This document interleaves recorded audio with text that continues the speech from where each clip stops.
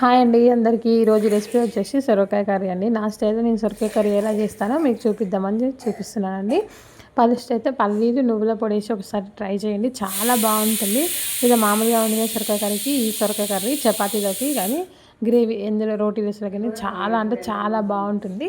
అలా మిక్సీ పట్టుకున్న తర్వాత దాంట్లో కొంచెం నాకు ఆ రోజు కరివేపాకు లేకుండే, సో ఇంకా అందుకని చెప్పేసి కొత్తిమీర అయితే వేసి వాడాను. అది కొంచెం మగ్గిన తర్వాత సొరకాయలు వేసి ఒక కుక్కర్లో వేద్దాం అనుకుంటే ఒక 2-3 విజిల్స్ సరిపోతుంది. లేదు మామూలుగా వండాలనుకుంటే మాత్రం ఒక 20 మినిట్స్లో కర్రీ అయితే అయిపోతుంది. చాలా అంటే సిమ్లో ఉడికిస్తే చాలా టేస్ట్ ఉంటుంది.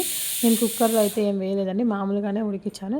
సూపర్ అంటే సూపర్ ఉంది టేస్ట్. మీరు కూడా ఒకసారి ఇలా పల్లీలు నువ్వుల పొడి, అందులో కొంచెం జీలకర్ర, ఒక ఎల్లిపాయ, ఒక 4-5 పచ్చిమిర్చి మీ కారం సరిపడా వేసుకొని చేశారనుకో చాలా బాగుంటుంది. వీడియో వస్తే మాత్రం ఒక లైక్ చేయండి. అందరికీ బాయ్ అండి. నా ఛానల్ మాత్రం సబ్స్క్రైబ్ చేసుకోవడం మర్చిపోకండి. Bye please friends.